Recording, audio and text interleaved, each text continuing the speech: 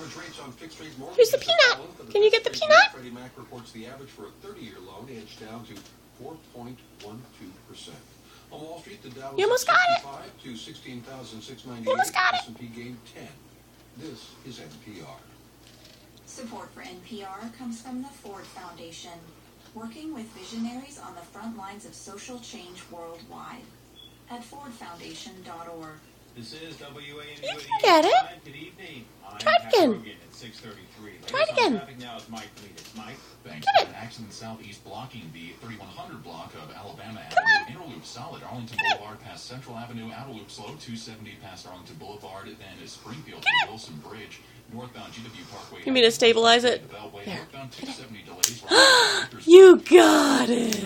Solid 97 to the Are you happy? Southbound 95 Virginia slow. Springfield to Newington. Are you happy? Dale City past Quantico. Northbound heavy. Lorton. Good bird.